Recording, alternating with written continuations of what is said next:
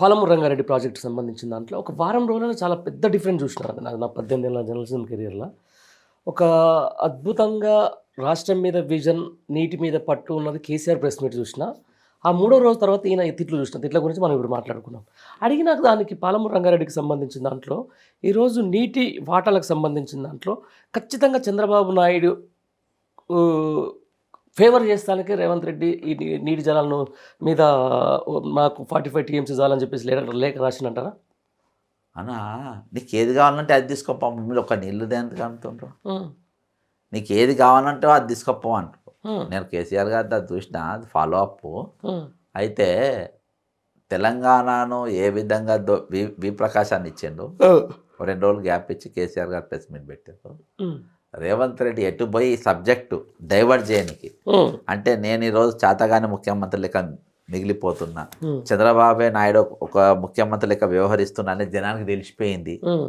నాకు పరిపాలన రాదు, నువ్వు 10 శాఖ నీ దగ్గర పెట్టుకో, ఎట్లా నడపాను నేను చెప్తా.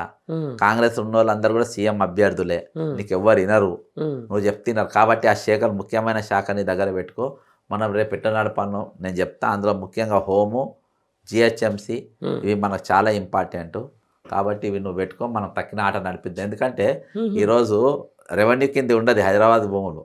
హైదరాబాద్ పరిధి ఎందుకు పెంచిందంటే ఇక్కడ ల్యాండ్స్ అన్నీ కూడా భూమి భారత్ కిందికి రావి. ఇవి ఈ ల్యాండ్స్ మొత్తం జిహెచ్ఎంసీ కిందికి వస్తుంది కాబట్టి అది టార్గెట్, అది నీ దగ్గర పెట్టుకో. సెకండ్ హోమ్ నీ దగ్గర పెట్టుకో, తక్కన ఆట నీకు తెప్పిస్తా. ఇది లీక్ అయిపోయింది, జనానికి తెలిసిపోయింది. ఓకే, జనానికి తెలిసిపోయింది. ఇది మొత్తం ఈ రోజు వెనక ఈ రాష్ట్రాన్ని పాలిస్తుంది చంద్రబాబు నాయుడే. అన్న నేను ఒక సింపుల్ లాజిక్ చెప్తా. ట్రంప్ కంపెనీ ఒకటి వచ్చింది, పెట్టుబడులు పెడతామని మొన్న వచ్చిండ్రు. ట్రంప్ కంపెనీ అయినా ఏ కంపెనీ అయినా ఇప్పుడు అటు ఇటు కానీ భాష మాట్లాడేటోడు చెప్తే, ఈ భాష తొండల భాష వాడు తొండల భాష చెప్తే ఇస్తారా వాళ్ళు? అంతమంది అన్న మొన్న గ్లోబల్ సమ్మిట్ కూడా బ్యాకప్ అంతా నడిపించింది చంద్రబాబు నాయుడే. వచ్చేటోళ్ళు పోయేటోళ్ళు ఎవడేం మాట్లాడాలి, ఎవరేం ఇది చేయాలి, ఈయనకు అంత నాలెడ్జ్ ఎక్కడదన్న. ఈయన ఒక 10 మందిని పోయి సీఎం అని స్లోగన్లు ఇప్పించుకోమంటే ఇప్పించుకుంటాడు. కొత్త సినిమా ఫస్ట్ డే రిలీజ్ అయితే పేపర్లు ఇసిరేయమంటే ముందు వరుస నిలబడి ఇసిరేస్తాడు. అర్థమైందా? ఇది ఆ బాపతి, ఇది అంతే. అర్థమైందా? ఇది సీఎం అయ్యి ఒక మీటింగ్ పెట్టి ఒక మీటింగ్ నడిపే అంత, ఒక సమిట్ను నడిపే అంత దమ్మున్నోడు కాదు, అంత సినిమా లేదు ఈరోజు. అందుకనే ఏది పిచ్చోన్ చేల రాయి అయినట్టు అయిపోయింది. పుచ్చిపుల్ల చేతిలో ఈరోజు తెలంగాణ రాష్ట్రం ఉన్నట్టుగా ఉన్నది, కానీ అంతకు మించి ఏం లేదు. రైట్. ఇప్పుడు చాలా సమస్య, రేపు 29 తారీఖు నుంచి అసెంబ్లీ వస్తుంది. అక్కడ ముందు సర్పంచ్ ఎలక్షన్లు, ఇప్పుడు స్థానిక సంస్థలకు రావాలి, మన ఎంపీటీసీ జెడ్పీటీసీ ఎలక్షన్లకు సంబంధించిన దాంట్లో కూడా, ఇవన్నిటికీ సంబంధించిన దాంట్లో ముందు పోవాలంటే కూడా ప్రజలకు ఏదైతే ఇచ్చిన హామీలో నెరవేర్చాలి. ఫస్ట్ రైతు భరోసాలో వీళ్ళకున్న ఏకైక లక్ష్యం ఈరోజు రైతు బంధు అని చెప్పేసి, అసలు రైతు భరోసానే మొత్తం క్లోజ్ చేస్తుంది, సంక్షేమ పథకమే లేకుండా పోతుందని చెప్పేసి ఒక వార్తలు వస్తున్నారు. దీంట్లో నిజమెంత అన్న? ఈరోజు బయటికి కొంతమంది ఇచ్చిన దాదాపు సంక్షేమ పథకాలు అన్నీ ఆల్రెడీ ఆగిపోయినాయని మనం అనుకోవాలి. ఎందుకంటే ఈరోజు రాజ్యాంగంలో ఒకటి ఉంటుంది, అందులో ఉన్న పాయింట్స్ ఏంటంటే ఈరోజు కమిటెడ్ ఎక్స్పెండిచర్ నువ్వు ఆల్రెడీ ఒప్పుకొని వాళ్ళతో ఒప్పందం చేసుకున్న పైసలే ఇస్తలేవు. అందులో పిఆర్సీ, డిఏలు, వాళ్ళ జీతాలు, రిటైర్డ్ అయిన వాళ్ళ బెనిఫిట్స్ ఒప్పందం ఉన్నాయే ఇవ్వలేదు. ఇవన్నీ రాజ్యాంగంలో లేవు, అన్నీ పథకాలు లేవు కూడా రాజ్యాంగం లేవు. పైపెచ్చు మొన్న 50% సర్పంచ్లు గెలిచిండ్రు. యాక్చువల్గా ఈ ప్రజలలో ఉన్న వ్యతిరేకత, మనం అనుకుంటున్న వ్యతిరేకతకు ఘోరంగా 0కు రావాలి. అర్థమైందా? అసలు 50% వచ్చినాయి. జూబ్లీ హిల్స్ గెలిచిన అంటే నా లంగతనాన్ని వాళ్ళు ఒప్పుకున్నారు, నా దొంగతనాన్ని వాళ్ళు ఒప్పుకున్నారు, నా కేడితనాన్ని ఒప్పుకున్నారు. కాబట్టి ఈరోజు ఆ కేడితనాన్ని, లంగతనాన్ని చూసే వాళ్ళు ఓటేస్తారు అనే కాడికి ఈరోజు ఉన్నారు. ఇవి ఎన్నికల పైన ప్రభావం పడుతుంది. అది ఇంకోటన్నా, అసలు ఎలక్షన్ వాళ్ళకి పబ్లిక్ కూడా ఎప్పుడు కరెక్ట్ వాళ్ళకు పాఠం నేర్పాను వాళ్ళకి బాగా తెలుసు. నీకు బై ఎలక్షన్లు గెలిపిస్తారు, అన్నీ గెలిపిస్తారు. బై ఎలక్షన్ కూడా మేము మన కాంగ్రెస్ పార్టీకే పనిచేసినాం. ఎవరైనా దానికే పనిచేస్తారు, ఎవరు రిస్క్ తీసుకోరు. కానీ అసలు ఎలక్షన్ వస్తుంది చూసినామన్న, అసలు ఎలక్షన్ అప్పుడు మాకు కథ చూపెడతారు. ఈరోజు ఊళ్ళల్లో పోలీస్ కేసు అవుతుంది అన్న, రూలింగ్ గవర్నమెంట్ ఉన్నోడు పోతే పోలీస్ ఎస్ఐ కానీ సిఐ కానీ కూర్చేస్తారు. కానీ ఈరోజు ఆపోజిషన్ వాడు పోతే మాట్లాడతారు ఎస్ఐ? మాట్లాడు.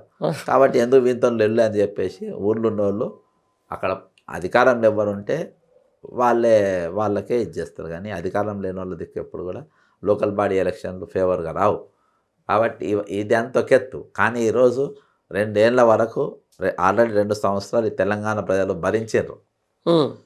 వాస్తవానికి ఇప్పటికే భరించే శక్తి కోల్పోయారు. ఇప్పటికి నిన్నటి వరకనా మనం ఇప్పుడు మాట్లాడుతుంటేనే ఇంకో ఫోటో వచ్చింది ఫోన్కు, 41 నంబరు. 40 మంది నిన్న సాయంత్రం వరకు చనిపోయారు, రిటైర్డ్ అయిన ఎంప్లాయీస్ గుండెలాగి. వాళ్ళకి ఇవ్వాల్సిన పైసలు ఇవ్వకుంటే, వాళ్ళు నాతో టచ్లో ఉన్న వాళ్ళు ఇవాళ 4వ గుండె ఆగింది. ఇట్లా ఈ విధంగా అంటే జనం నష్టపోతూనే ఉన్నారు.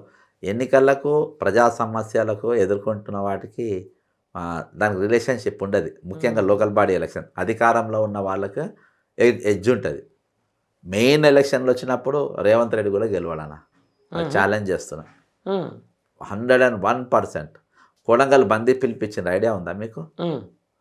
కొడంగల్ బంద్ ఇచ్చిండ్రన్న ఈసారి పోతే, సొంత ఊరు 15 రోజుల కింద అక్కడ బంధు పిలుపునిచ్చారా? బంద్ చేసిన అక్కడ విజువల్స్ అన్నీ ఉన్నాయి. ఓకే. బాజాబ్తా సొంత ఊరు బంద్. ఇవాళ ఎంత వరస్ట్ చీఫ్, నేను అందుకనే అన్న ఈ భారత్ ఎంత వరస్ట్ చీఫ్ మినిస్టర్ అయినా ఇవాళ దాకా సొంత ఊర్లో బంద్ ఇచ్చినటువంటి ముఖ్యమంత్రి కానీ వ్యవహార శైలికి సంబంధించా లేకపోతే శాఖపరమైనటువంటి శాఖపరం కాదు. నువ్వు వరస్ట్ కానీ రబ్బాయి, నువ్వు చేయబట్టి మా ఊరు ఖరాబ్ అయిపోతుంది, మాకు చెడ్డ పేరు వస్తుంది, మాకు చెడ్డ పేరు వస్తుంది, నువ్వు చేయబట్టి మాకు ఉసురు తాకుతుంది, నువ్వు రానే వద్దు రాని అన్న. పాన్ షాప్ కూడా బంద్ అన్న, లిటరల్గా పాన్ షాప్ కూడా బంద్ పెట్టిన పరిస్థితి తీసి పెడతా. అంత భయంకరంగా బంద్ పిలిపి రానే తీర్మానం చేసుకున్నారు, కమిటీ చేసుకున్నారు.